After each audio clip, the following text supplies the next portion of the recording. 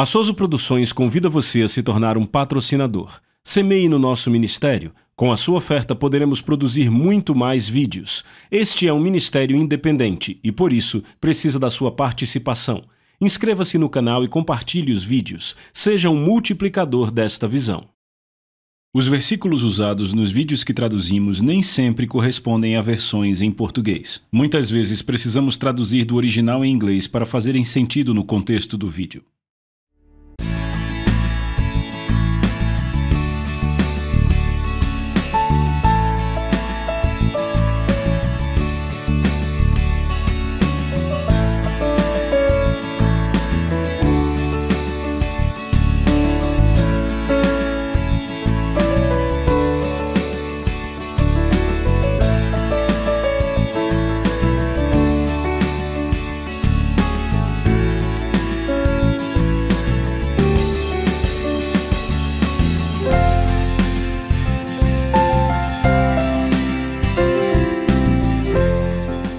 Lucas capítulo 13, verso 10. E vemos que, no capítulo 10 de Lucas 13, Jesus estava ensinando em uma das sinagogas no sábado. Seria o equivalente ao nosso domingo, é claro, no Velho Testamento era sábado. De fato, começava no pôr do sol da sexta e ia até o pôr do sol do sábado. Então, a maior parte era sábado, mas o que temos é que o sábado era o dia mais sagrado da semana. Nós separamos o domingo para o Senhor. Então poderia ser domingo, não importa. O Senhor mostrou que todo dia é bom para suas bênçãos, amém? E não há nenhum dia em que ele não trabalhe. Verso 11. Veio ali uma mulher possessa de um espírito de enfermidade havia 18 anos. Andava ela encurvada, sem de modo algum poder endireitar-se. Vendo a Jesus, chamou-a e disse-lhe: Mulher, tu estás livre da tua enfermidade. E impondo-lhe as mãos, ela imediatamente se endireitou e dava glória a Deus. O chefe da sinagoga, indignado de ver que Jesus curava no sábado, disse à multidão: 6 dias há em que se deve trabalhar. Vinde, pois, nesses dias para serdes curados e não no sábado. Disse-lhes, porém, o Senhor: Hipócritas! Cada um de vós não desprende da manjedoura no sábado o seu boi ou o seu jumento para levá-lo a beber? Por que motivo não se deveria livrar desse cativeiro no dia de sábado esta filha de Abraão, a quem Satanás trazia presa há 18 anos? Tendo ele dito essas palavras, todos os seus adversários se envergonharam, entretanto o povo se alegrava por todos os gloriosos feitos que Jesus realizava. Então essa passagem, já analisamos parte a parte e vimos muitas coisas. A questão principal, ou a ideia principal, é a diferença e a relação entre propriedade e posse.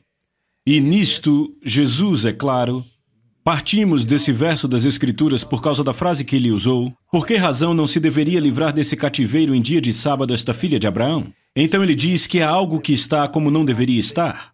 Havia algo que deveria estar diferente do que estava. E a razão pela qual deveria ser diferente é porque ela era uma filha de Abraão. Isso me fez pensar, eu meditei sobre isso. Eu li a palavra e o Senhor falou comigo por meio dessas coisas. Ele me guiou por um caminho, me fez meditar no assunto e a revelação veio. E eu comecei a pensar nesta filha de Abraão. Abraão, por sinal, que tinha uma aliança com Deus, que era um contrato legal. Uma aliança é uma questão de legalidade, certo?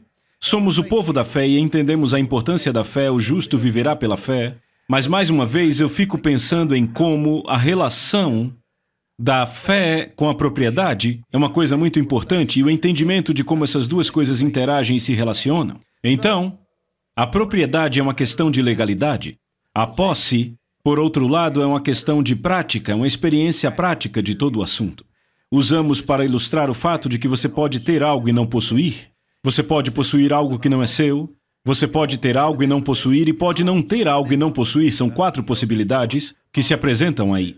Mas quando começamos a falar sobre tomar posse do que Deus tem para nós e tomar posse das coisas que desejamos, tais como cura e prosperidade, coisas assim, é importante entender como a propriedade sobre essas coisas se aplica à equação.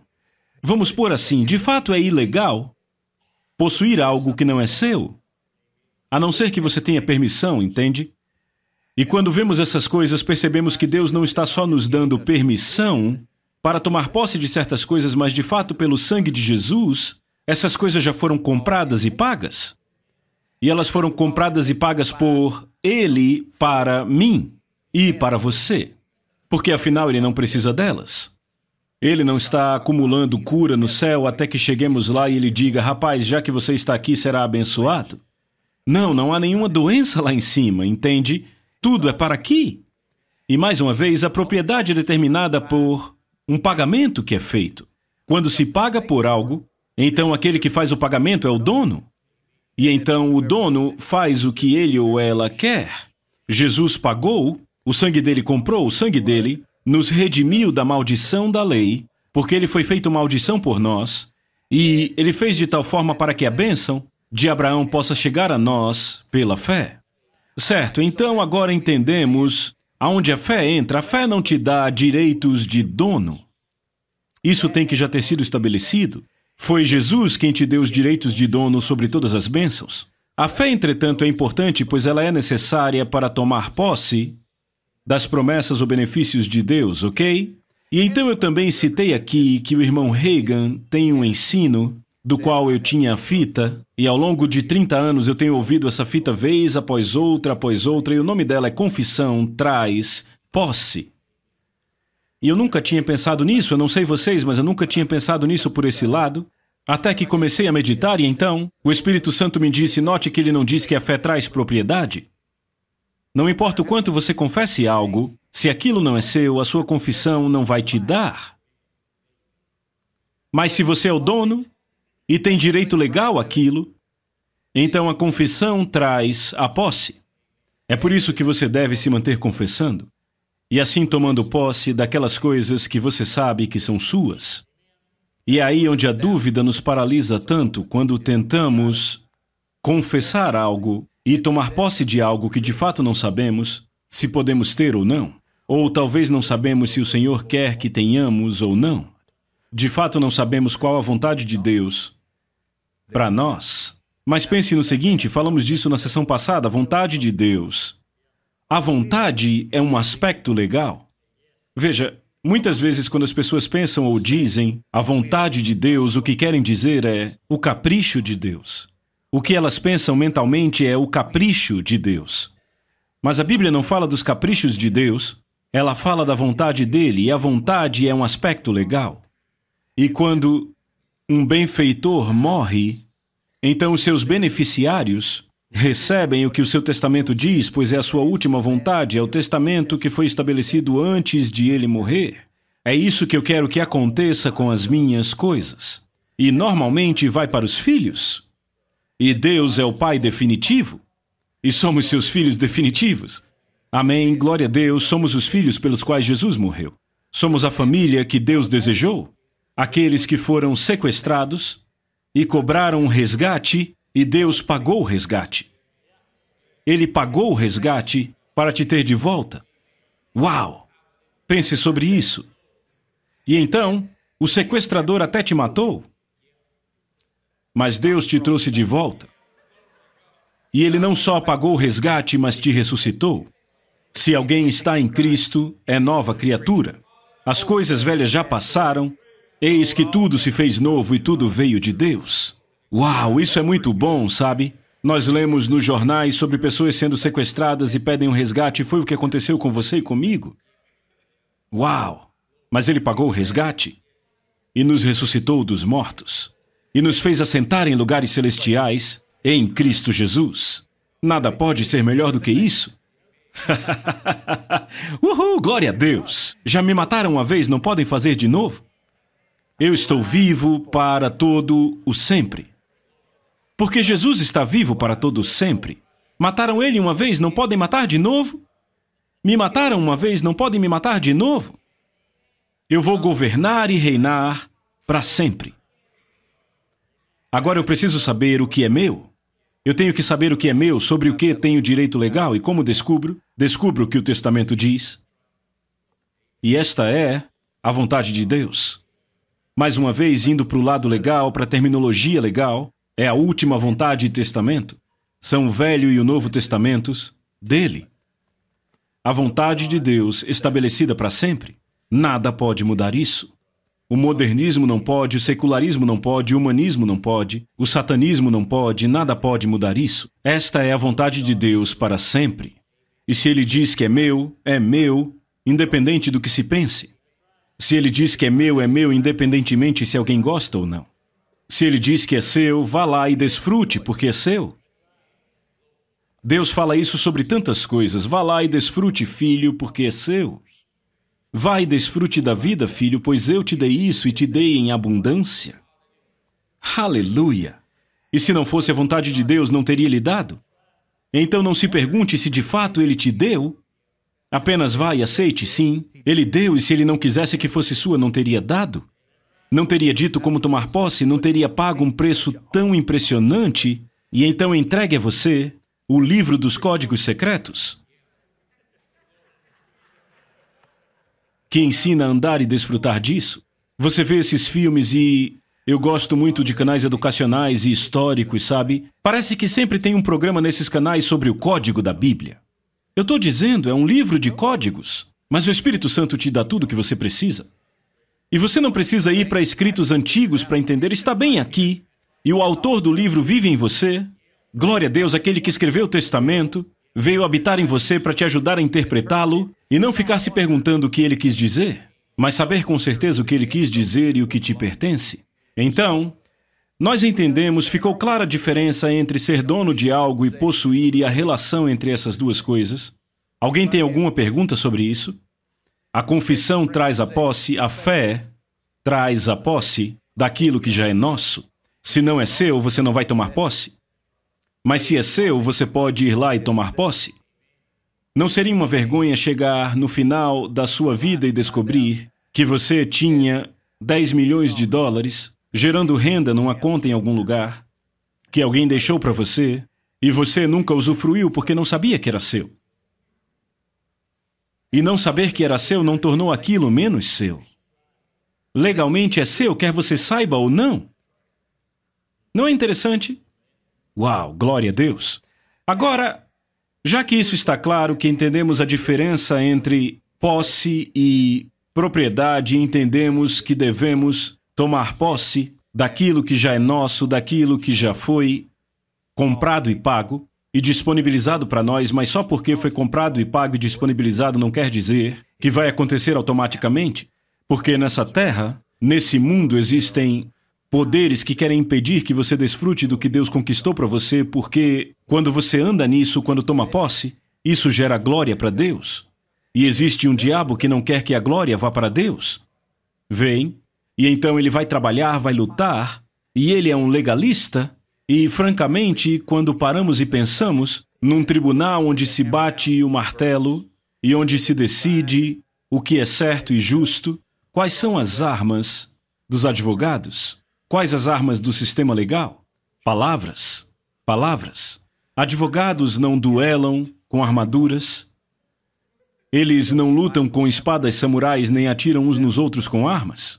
Eles se posicionam e debatem o caso com palavras. E palavras são as armas do sistema legal. E assim é conosco, palavras são as armas da nossa guerra. Glória a Deus, é por isso que Efésios 6 chama a espada do Espírito de a palavra falada de Deus. Uau! A palavra falada de Deus, e ela carrega poder, pois as palavras de Deus são supremas no universo. A corte suprema é Deus. Não há apelação com Ele. Muito bem, agora, entendendo estas coisas, entendendo o que é nosso ou entendendo que há coisas que são nossas, e eu penso que a maioria de nós já ouviu, que tem direitos de propriedade sobre as bênçãos, somos redimidos da maldição, sabemos que o que Deus fez, Ele fez por nós, e Ele nos deu essas riquezas para desfrutarmos, tendo entendimento de tudo isso. Deixa eu te fazer uma pergunta, tipo um teste, um apanhado geral de tudo. Qual então é o maior obstáculo para a nossa posse? Qual você acha que é o maior obstáculo para tomarmos posse das promessas de Deus, dos benefícios de Deus, das coisas sobre as quais você tem direito de dono? Qual seria o maior obstáculo para tomar posse destas coisas? Bem, vamos analisar um pouco isso e deixe-me lançar algumas ideias aqui. O que eu confesso, eu possuo. Quando eu ajo em fé, eu possuo, certo? É assim que tomamos posse, pois a fé é um ato, e quando eu ajo em fé, eu possuo, certo? Então a fé é um ato, quer seja confessando a palavra ou outras ações correspondentes à fé é um ato. O medo, por outro lado, paralisa. O medo, você já ouviu essa frase? Uma pessoa paralisada pelo medo, talvez você já passou por isso. Eu quero que você pense nesses dois em contraste. A fé age, o medo paralisa. Agora, qual é a fonte do medo? De onde vem o medo? Certo, vamos ver as escrituras que falam sobre posse. Vá comigo para Números no capítulo 13. Números capítulo 13 é uma boa passagem sobre posse, porque o Senhor tinha dado a terra de Canaã aos israelitas e ele os tirou do Egito e agora estavam à beira do rio. E é aí quando enviam espias para cruzar o Jordão para a terra de Canaã, e ele diz: enviem os espias à terra para verem se não é como eu disse a vocês. Então enviaram um espia de cada uma das 12 tribos de Israel, e quando voltaram trouxeram um relatório. E o relatório, em resumo, temos no verso 27, relataram a Moisés e disseram: fomos à terra a que nos enviaste, e verdadeiramente mana leite e mel, este é o fruto dela. Eles trouxeram uma amostra do que aquela terra produzia.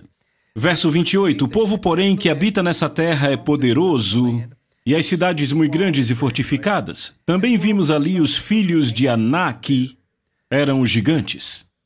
Anak significa gigante. Anakem significa gigante em hebraico.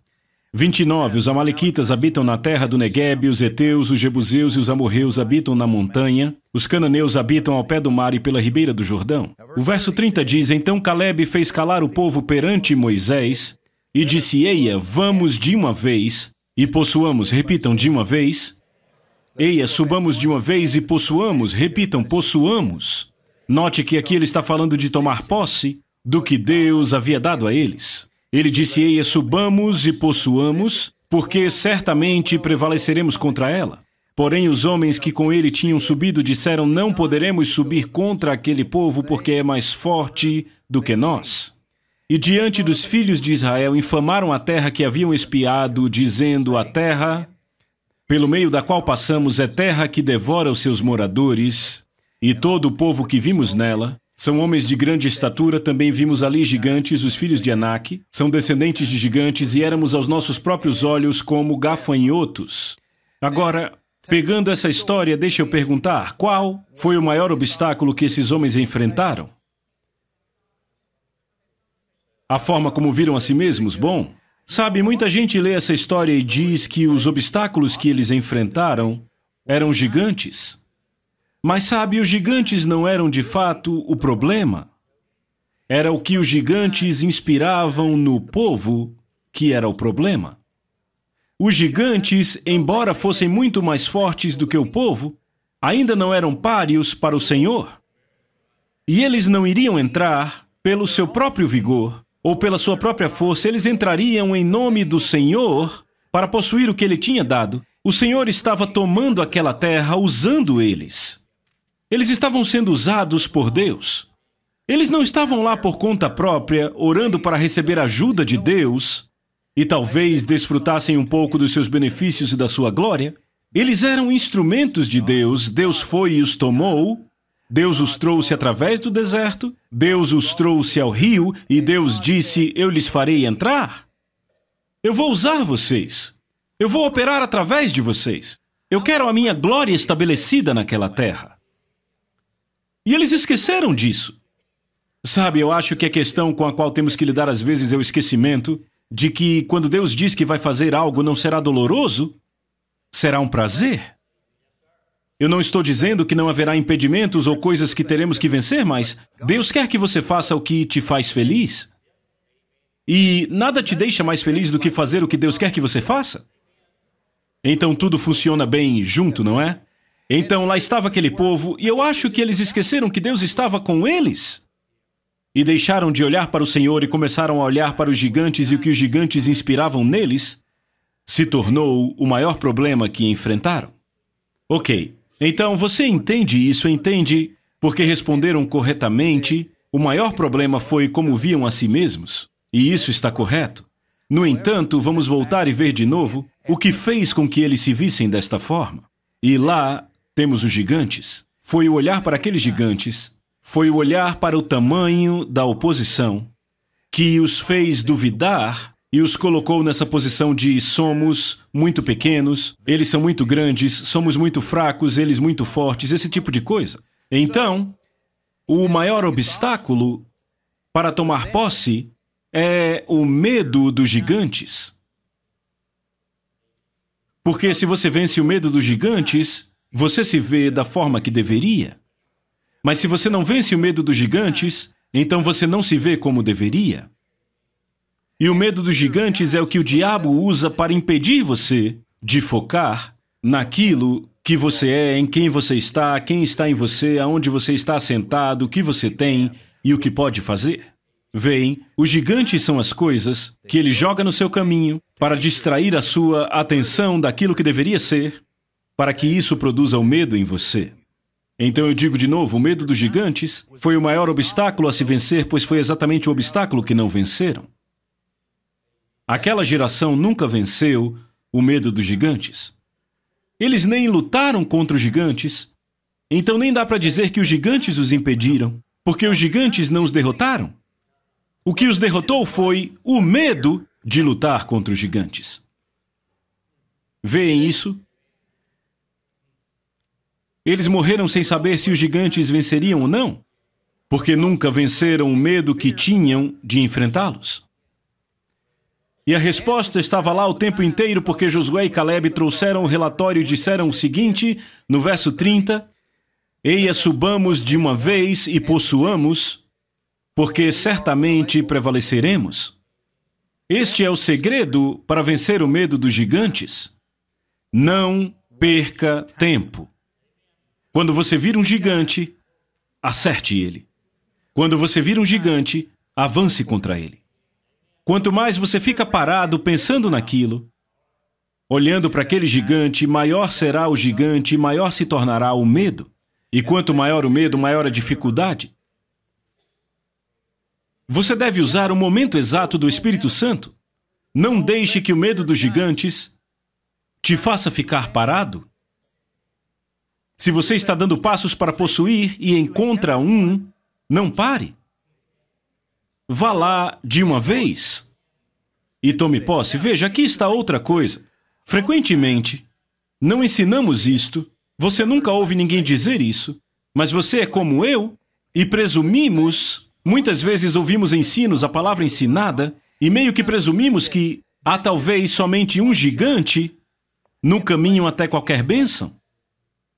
Quando de fato pode haver uma família inteira de gigantes que tem que ser vencida, mas quantos acham aqui que quem vence um gigante vence 100? Não, mas de todo jeito não é você quem vai vencer. 100 gigantes a mais, por acaso, são mais difíceis de vencer para Deus? Não, então se você vai no poder de Deus, não importa quantos gigantes são. Mas o que você tem que lembrar é que você tem que enfrentar cada gigante que há no caminho. E você terá que enfrentar e lidar com o medo de cada gigante que entra no seu caminho. Mas glória a Deus, vá de uma vez, porque você certamente prevalecerá contra eles. Agora vamos a outra passagem. Vá comigo para 1 Samuel 18. E eu quero chamar a sua atenção, você já conhece a história, não vamos lê-la. Eu quero chamar a sua atenção a um verso sobre como lidar com gigantes. 1 Samuel, capítulo 18, você conhece a história de Davi e Golias. Nós temos o relato de um encontro homem a homem, de um homem de Deus contra um gigante. É uma boa história, termina bem. 1 Samuel capítulo 18, Davi é um jovem e vai ao campo de batalha e ouve as palavras do gigante. O gigante vem e desafia o rei de Israel, desafia os exércitos de Israel. Ele lançou o desafio e ficou lá zombando deles. E Davi ouviu aquelas palavras. E lembrem que palavras são as armas da lei. As palavras são as armas na corte. E Davi ouviu as palavras, os desafios lançados. Agora, os outros israelitas estavam ouvindo aquilo, dia após dia após dia, por semanas. Mais de um mês. E ninguém se movia, e quanto mais ouviam, mais aterrorizados ficavam. Veja, então é isso que esperar e dar ouvidos a um gigante fará com você. Vai te paralisar. O medo paralisa. A fé age. O medo paralisa. Aqueles homens estavam paralisados com o medo. Tudo o que podiam fazer era falar do quão ameaçador e do quão forte aquele inimigo era. E o resultado disso foi que ficaram em suas trincheiras. Ninguém se movia, nem o rei. O rei Saul, que tinha sido ele mesmo um homem de valor em batalhas, ficou lá no fundo da sua tenda e enviou um comunicado. Será que temos voluntários? E ninguém se movia, até que Davi chegou. E Davi apareceu e ouviu aquele cara uma vez, e eis o que separava Davi de todo mundo naquele campo de batalha. Davi entendeu o princípio de Números capítulo 13, ele sabia que não havia mais tempo para ficar sentado esperando e analisando aquela situação. Ele sabia que a hora de agir era agora. Então ele foi a Saul e ele disse, eu vou. E Saul disse, bem, ok. Isso mostra a coragem de Saul. Saul sabia que ele era muito jovem, mas disse, ele tem idade suficiente. Então, ele quis contribuir com alguma coisa e disse, aqui está, tome minha armadura. E aí você acha que Davi pode ter pensado, bem, se a sua armadura é tão boa assim, por que você não a veste?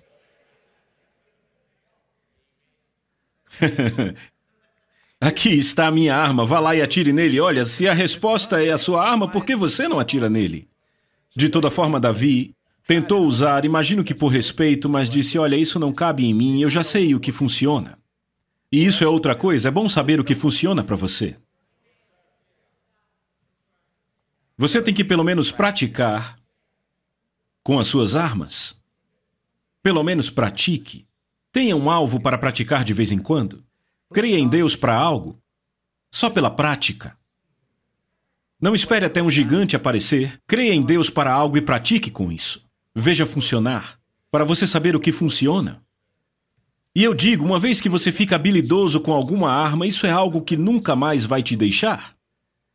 Você ainda precisa praticar, mas quando você fica bom em algo, isso te acompanha. Sabe, um dia desses eu estava dirigindo por aí, e eu cheguei nesse lugar, era um estande de tiro, uma loja que tinha um estande de tiro. Eu amava atirar. Eu atirava muito bem, e eu tinha uma arma e não atirava há muito tempo. Eu nem sabia se as balas ainda estavam boas, eu tinha que atirar. Então eu fui lá, paguei algum dinheiro, comprei alguns alvos, peguei um alvo de silhueta, e o alvo tinha a forma de um cara com um capuz e óculos escuros segurando uma mulher com uma arma na cabeça dela. Ela era refém. Eram aqueles alvos em tamanho real, então. E um estande de tiro, você já viu como é? Eles têm aquelas baias, aquelas divisórias aonde a gente fica, mas a área onde você atira é uma área aberta. E todo mundo pode ver todos os alvos, e havia 5 ou 6 baias ali. E eu fui lá para a última baia, quando eu cheguei tinha uns caras lá. Fiquei na baia encostado na parede e os caras foram embora. E chegaram outros 2 homens, entraram. Então eu estava lá atirando e... Quando eu aprendi a atirar, aprendi tiro de combate. E nesse estilo de tiro, você pratica em grupos de alvos. Você atira em alvos móveis, coisas assim. Então eu estava lá com aquele alvo em silhueta, com um X no meio e alguns aros ao redor, e eu fiquei a uma distância de 15 jardas, e atirei um pouco, depois trouxe para mais próximo 10 jardas, atirei um pouco mais, depois levei lá para longe 25 jardas. Enquanto eu estava atirando ali, havia um jovem, e quando eu me afastei para jogar as caixas vazias das balas no lixo, ele olhou para mim e disse, com que tipo de arma você está atirando? Eu disse, é uma 45. E ele disse, uau, é barulhenta. Eu disse, bem, ok. Estávamos usando proteção, óculos e tudo mais. Então eu coloquei outro alvo, e eu comecei a atirar naquele alvo de novo. Em 1 minuto, enquanto eu estava recarregando o tambor, eu olhei por cima do meu ombro, E outro cara estava em pé atrás de mim e ele disse: "Uau, bons tiros." Porque ele estava vendo meu alvo de onde estava e eu estava atirando num grupo de alvos, como disse. E eu pensei... Na verdade, eu disse obrigado, sabe? Mas pensei... Ah, sim. Você está completamente certo, mas eu estava de boa. Não estava me achando muito e eu disse, bem, obrigado. Voltei a atirar e eu fiquei me sentindo bem pro resto do dia. Eu cheguei em casa e contei à minha esposa o que tinha acontecido. Liguei para os meus filhos, contei para eles. Na verdade, minha esposa ligou para os filhos e contou. E acharam engraçado. Mas ele olhou para mim com aqueles olhos arregalados e disse, uau, bons tiros. Ah, obrigado. E aquela era a primeira vez que eu atirava depois de muito tempo, mas quando você aprende os fundamentos e se torna proficiente em algo, os fundamentos eles voltam bem rápido. Você deve praticar com a sua fé às vezes. Vá atirar um pouco. Vai explodir alguma coisa. Pratique um pouco, creia em Deus para algo novo. Não fique esperando até você precisar de algo, creia em Deus para algo que você quer. Pegue seus versículos. Medite na palavra. Comece a confessar. Comece a agir como sendo verdade. Pratique os fundamentos, vá para um stand e pratique um pouco, vá atirar um pouco. De repente, alguém vai chegar e dizer, rapaz, sua fé funciona? Oh, sim, sim. Daí eu coloquei outro alvo lá, aquele com o homem e a mulher, e eu pratiquei tiro rápido. Você não ia querer ser aquele cara segurando a refém, estou dizendo? Porque eu apaguei ele. Sabe, eu atirei bem aqui no meio da fuça dele. E eu nem cheguei perto dela. Amém. Pratique. A prática leva à perfeição. Então pratique essas coisas. Bem, certo, mas aí está Davi, ele sabe o que funciona para ele. Vamos entender isso. Ele foi, e a Bíblia diz, 1 Samuel, capítulo 17, Davi pegou as coisas dele, tirou a armadura de Saul, ele saiu e pegou 5 pedras lisas, e eu chamo a sua atenção para o versículo 43, o filisteu. Quando ele viu que Davi vinha contra ele, disse o filisteu a Davi, sou eu algum cão, para vires a mim com paus, e pelos seus deuses amaldiçoou o filisteu a Davi. O que ele estava fazendo aí? Tentando inspirar medo? Tentando aterrorizá-lo? Porque esse gigante filisteu também era um guerreiro. E ele entendia que se você consegue aterrorizar o seu inimigo, você já o venceu 99%. Então ele o estava xingando e dizendo tudo o que ia fazer com ele. E o que Davi fez? Davi também disse algumas coisas. Davi disse ao filisteu, tu vens contra mim com a espada e com lança e com escudo. Eu, porém, vou contra ti em nome de Jesus. Ele não sabia que o nome dele era Jesus, mas era dele que ele estava falando. Não estava falando de Alá. E não estava falando de Maomé, falava de Jesus. Ele disse, eu vou contra você em nome de Jesus, porque Jesus é o Senhor dos Exércitos.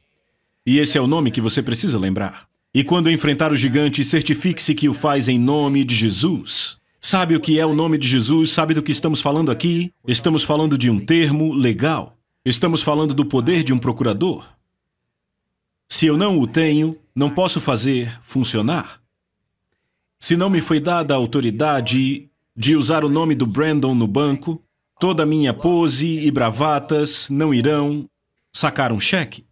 Mas se eu tenho o poder de procurador dele, então tudo o que está na conta bancária dele, eu posso acessar.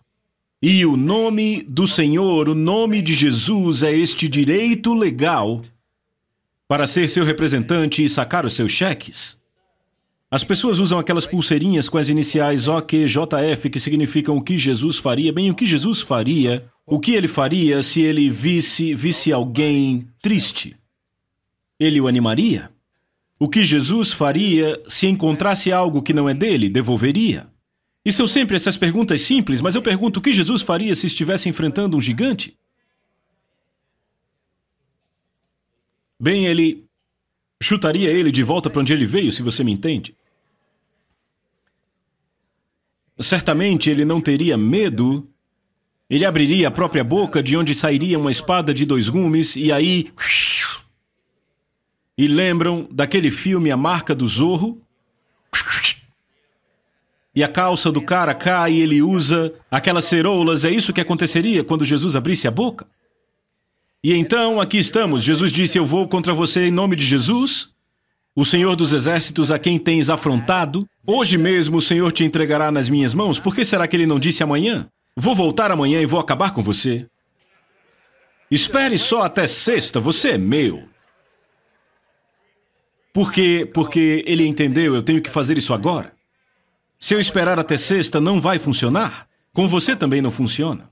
Então ele disse, hoje mesmo, e ele continua dizendo, relatando o que vai fazer, eu gosto disso. Mas veja o verso 48, diz que sucedendo que, dispondo-se o filisteu a encontrar-se com Davi, diz que Davi apressou-se, repitam, apressou-se. Veja, ele correu, e deixando as suas fileiras, correu de encontro ao filisteu. E o resto você já sabe a história. Pôs a mão na bolsa, pegou a pedra, pôs no estilingue, pá! E o homem caiu. Mas foi porque Davi se apressou em direção ao gigante. Ele entendeu aquele princípio, vamos de uma vez e possuamos. Agora, a aplicação prática disto é para você. O que quer que o medo coloque no seu caminho, e não importa o que seja, qualquer coisa que o medo tente pôr no seu caminho, o que quer que seja, enfrente. Não fique sentado esperando que Deus destrua aquilo. Deus está esperando que você destrua.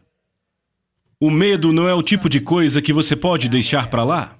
O medo precisa ser atacado, e atacado de forma agressiva, e ele precisa ser atacado agora.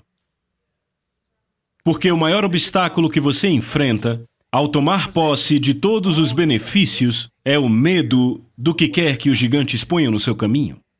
Então, em frente, vá de uma vez e tome posse. Evitar ir a um médico ou ficar preocupado com medo de receber um relatório ruim não é fé. Não é fé.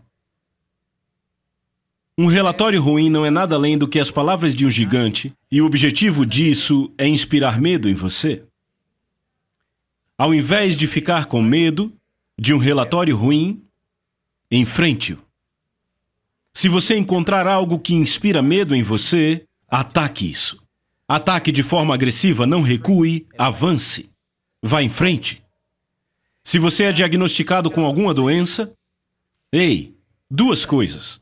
Número 1, aprenda tudo o que puder sobre a doença. Não diga, eu não vou nem pensar nisso. Isso é medo.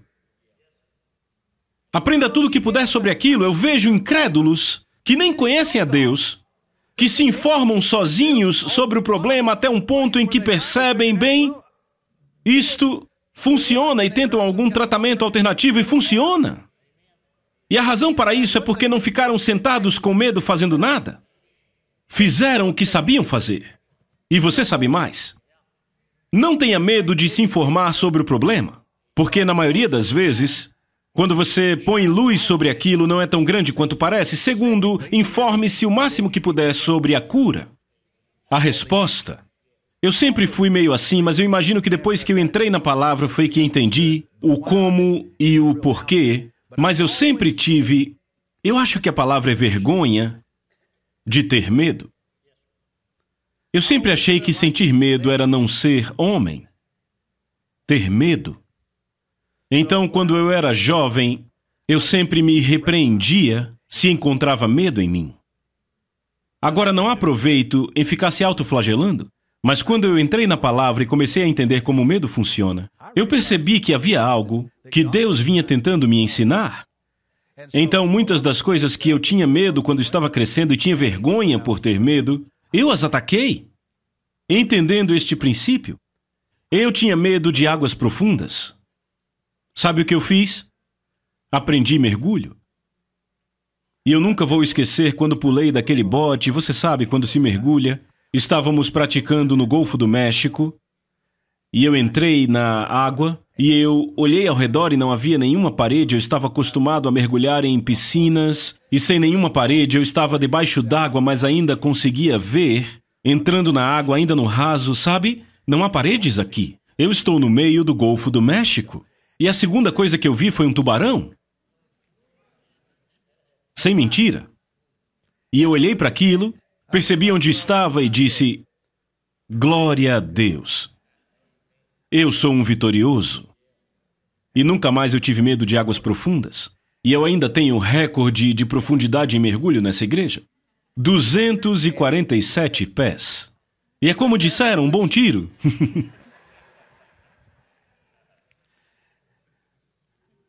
Quando eu era criança, tinha medo de altura. Sabe o que eu fiz? Aprendi a voar. Não, isso é outra coisa. Você pode ter medo de altura e não de aviões. Eu comecei a escalar torres de água. Eu escalei cada torre de água no condado de Jefferson. Não recentemente. Mas sabe aquelas torres de água pichadas com spray lá no alto? Eu nunca pichei nada, mas eu era aquele cara que ficava no chão e todo mundo olhava e dizia: olha aquele covarde lá embaixo. E aí eu comecei a subir nas torres de água e eu só fazia isso por uma razão. Porque eu queria vencer aquele medo. Eu fazia. Diga, bons tiros. Meu ponto aqui, pessoal, é o seguinte: não tentem escalar torres de água nem bater recordes de mergulho. Meu ponto é enfrente qualquer que seja o medo. Sabe, há medos nos negócios, medos nos relacionamentos, medos em todas essas coisas, mas em frente. Em frente. Quer saber? Uma das coisas tristes para mim, isso acontece em relacionamentos, eu acho que mais com as mulheres, elas enterram a cabeça na areia porque não querem descobrir algo que suspeitam ser verdade. Eu vou contar uma história sobre a minha mãe. Não tem exatamente a ver, mas fala um pouco sobre o fato. Mulheres não acreditam em tudo que ouvem. Fomos esquiar em um ano no Colorado. Ela foi andar de veículo motorizado e continuamos esquiando. E voltaram com essa história. E disseram: uau, encontramos um homem muito interessante. Eu disse: certo, eu venho cuidando dela todos esses anos. Eu tenho a rédea curta com a minha mãe porque ela ainda tem aparência jovem, é bem bonita. Então, encontramos um homem interessantíssimo. Ah, é mesmo? O nome dele é Jack Taylor, mas não é o nome dele de verdade. E era aquele tipo de coisa: ele trabalha disfarçado. Era tipo: eu vou te contar, mas terei que te matar. Sabe, esse tipo de coisa. Ele dirigia uma van, pegando as pessoas das balsas do Colorado e levando elas de um lugar para o outro como um ônibus. Levando elas para os veículos motorizados de neve, isso. Dirigindo uma van. Levando o pessoal lá para cima.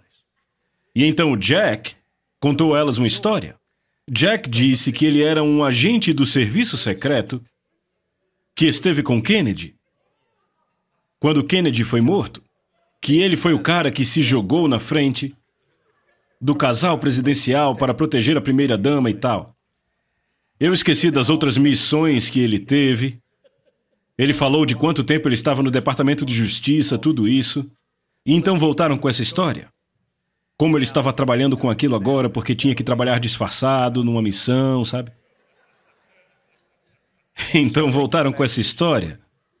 E nós ouvimos. Eu disse: que coisa estúpida. Isso é ridículo. Esse cara é um farsante. Isso é uma nota de 3. Oh, não, ele disse isso, ele disse aquilo e conhecia tal pessoa e aquele outro.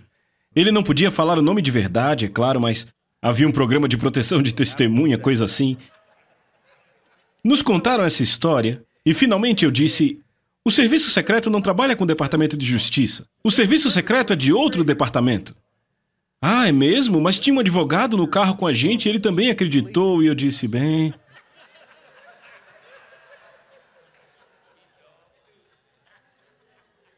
E sabe, eu só estou mencionando isso porque eu já ouvi essa mesma história com versões diferentes de tempos em tempos. Sabe, as pessoas acreditam em qualquer coisa. Especialmente em relacionamentos. Eu não sei qual daquelas senhoras estava pescando o marido naquela época. Eu já vi o mesmo cenário acontecer. De outras formas, sabe, uma mulher num relacionamento com um homem. Ela acredita nas histórias mais malucas que você já ouviu na vida. Só porque ela não quer saber a verdade, porque ela tem medo. Medo de que as suspeitas sejam verdadeiras e medo de que isso acabe o relacionamento. E eu fico pensando, o que seria melhor do que isso? Se livrar de um mentiroso, de um golpista. O que seria melhor do que isso? Sabe o que é isso? É só medo. Medo do gigante, e o gigante nesse caso é ficar sem ele. Eu tenho uma novidade, mate esse gigante e descobrirá que ele é um anão. Era um jogo de espelhos o tempo inteiro. Alguns gigantes desses que as pessoas têm medo não são nada além de um anão. A questão é que eles têm um grande reflexo num desses espelhos curvos. Sabe, enfrente os medos.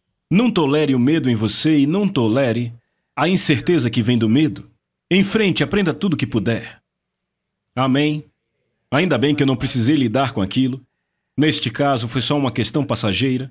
Mas eu recebi um relatório há muito tempo de uma senhora na igreja envolvida com um homem. Ele queria casar com ela.